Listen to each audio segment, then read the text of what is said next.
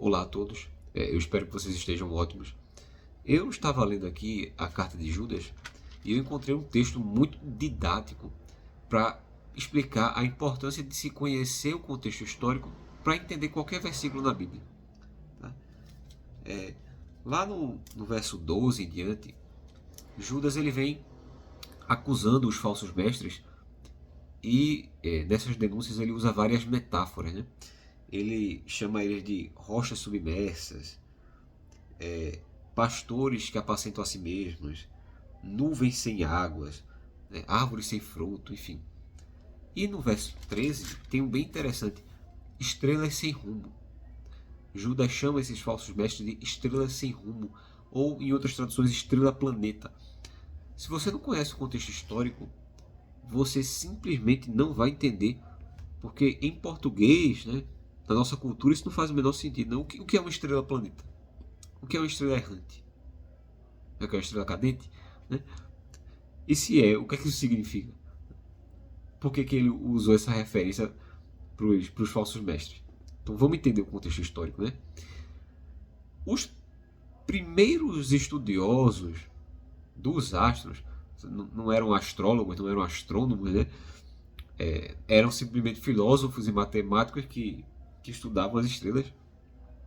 O que eles faziam? Eles se sentavam de frente a um monumento, uma árvore grande, um templo, apenas para ter uma referência física de onde eles estavam, olhavam para ele e olhavam para o céu.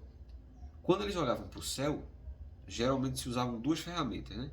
Um era uma rede que servia para marcar a posição da estrela.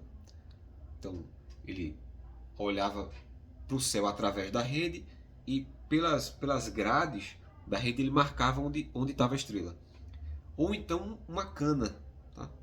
Uma vareta, ele olhava por dentro da vareta e apontava para a estrela. Depois ele saía, esperava uma hora, olhava de novo. Saía, esperava uma hora e olhava de novo. E aí ele conseguia ver o movimento das estrelas, a paralaxe. Né? A gente sabe que a Terra está girando, né?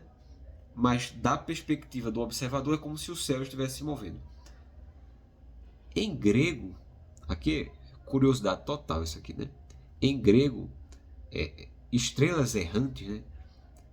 Eram as estrelas que não se moviam do jeito que deveriam, porque todas as estrelas estavam se movendo naquela paralaxe e algumas estrelas faziam um movimento diferente. Essas estrelas que faziam um movimento diferente eram os planetas. O planeta se move da nossa perspectiva diferente porque o planeta está mais próximo da Terra. E ele tem a própria órbita, né, também. Então, eles chamavam essas estrelas de estrelas errantes, literalmente porque estavam errando o movimento, né? Estrelas rebeldes. Tá? E em grego, para dizer estrela errante, estrela é asteris, né? E errante é planetes, tá? Ou planetai.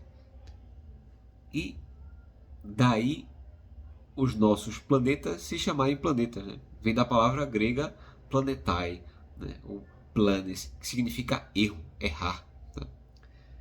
Então, agora que a gente entendeu o que é uma estrela-planeta, né? Dá para entender do que Judas está falando. As estrelas eram usadas pelos navegantes para se orientar. Então, uma estrela que não se movia como deveria faria o marinheiro se perder no mar. Então, elas simbolizam a desobediência, porque não se movem como deveriam, e simboliza a perca da igreja. A igreja era simbolizada por um barco, né? E os navegantes que se orientassem por essas estrelas iriam se perder. Tá? Então, Judas usa essa dupla aplicação para se referir aos falsos mestres. Eles são desobedientes e eles põem a perder a igreja. Eles guiam a igreja na direção errada. E acho que vale dizer também qual é o critério máximo na carta de Judas para identificar um falso mestre. Porque ele está dando várias características aqui, mas tem uma que ele dá no começo da carta e no final da carta. Ele diz que a fé foi recebida uma vez. Ou seja, o falso mestre é aquele que prega uma fé diferente da fé dos apóstolos. O falso mestre é aquele que ensina algo novo.